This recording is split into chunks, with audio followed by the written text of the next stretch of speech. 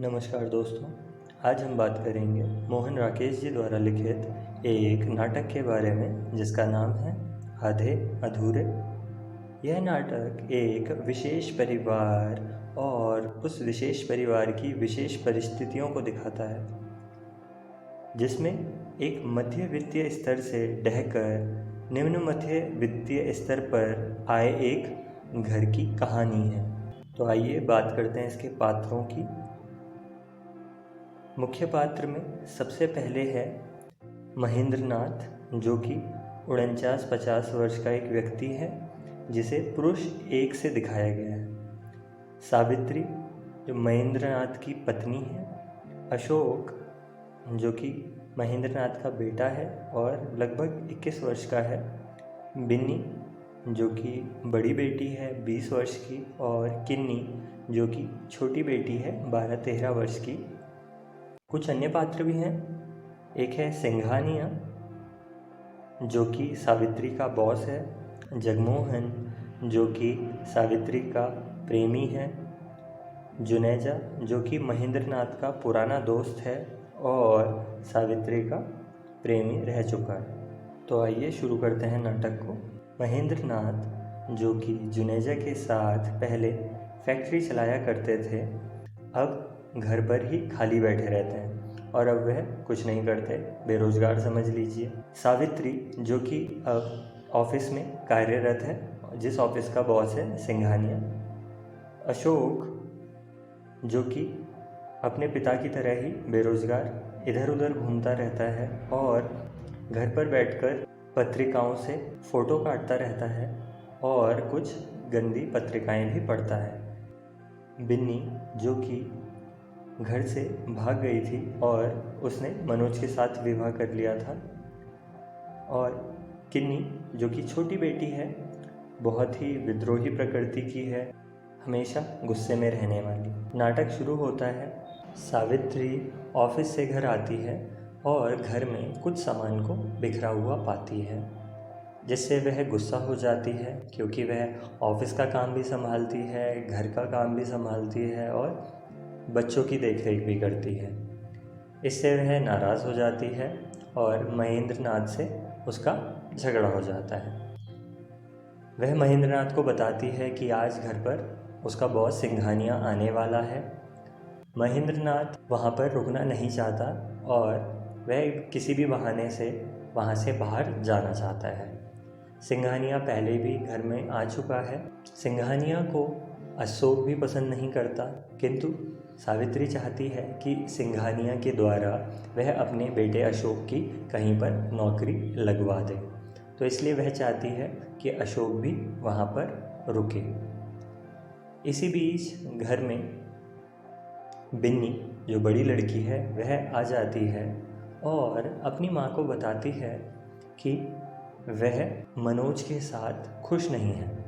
मनोज उसे इस बात का ताना देता है कि उसके घर में ही कुछ ऐसी चीज़ है जिसके कारण उन दोनों का जो रिश्ता है वो सही से नहीं चल पा रहा है। बिन्नी यही खोजने घर आई है। दूसरी ओर किन्नी, जो कि स्कूल में जाती है फटे मोजे लेकर, वह चाहती है उसे नए मोजे भी मिलें और स्कूल से उसकी टीचर ने कुछ सामान भी मंगवाया हुआ है और वह चाहती है कि वह उसे स्कूल ले जाए, अन्यथा वह स्कूल नहीं जाएगी।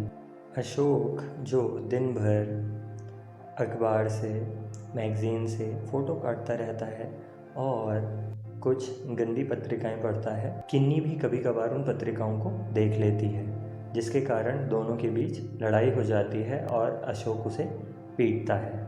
किन्नी अपनी सहेली से भी ऐसी पत्रिकाओं के बारे में बात करती है, जिसके कारण उसकी सहेली की माँ भी एक बार उसे बहुत डांटती है। सावित्री और महेंद्र नाथ का झगड़ा होता है और महेंद्र नाथ कहता है कि यहाँ इस घर में मुझे कोई इज्जत नहीं देता, जैसे कि मैं किसी लायक नहीं हूँ, मैं बेरोज़गार हूँ, इसलिए मुझे कोई सम्मान नहीं देता है। तो वह घर से निकल जाता है और जुनेजा के यहाँ चला जाता है। थोड़ी देर बाद वहाँ पर सिंघानिया आता है और सिंघानिया और सावित्री की बात होती है अशोक की नौकरी को लेकर। किंतु यह बात किसी अंजाम तक नहीं पहुंचती। सिंघानिया कहता है कि मैं देखूंगा, और वह वहाँ से चला जाता है। इसके बाद अशोक भी घर से बाहर चला जाता है। अशोक भी जुनेजा के घर अपने पिता से मिलने चला जाता है। इसी बीच बिन्नी और सावित्री की बात होती है। जब उन दोनों की बात होती है तो बिन्नी उससे पूछती है कि ऐसा माँ क्या है कि जिस कारण मेरी और मनोज की बनती नहीं। मैं वही ढूंढने इस घर में आई हूँ। किंतु सावित्री ऐसा कुछ नहीं बताती। सावित्री उसे बताती है कि आज जोग जगमोहन यहाँ आने वाला है और वह उसके साथ अब यहाँ से चली जाएगी। वह इस घर में नहीं रह सकती क्योंकि इस घर में वह महेंद्रनाथ के साथ खुश नहीं है। थोड़ी देर बाद वहाँ पर जगमोहन आता है और उसकी सावित्री से बातचीत होती है और सावित्री उसे बताती है कि वह अब उसके साथ ही रहेगी, वो यहाँ से जाना चाहती है। सावित्री और जगमोहन घर से निकल जाते हैं और उसके बाद घर पर जुनेजा पहुँचता है।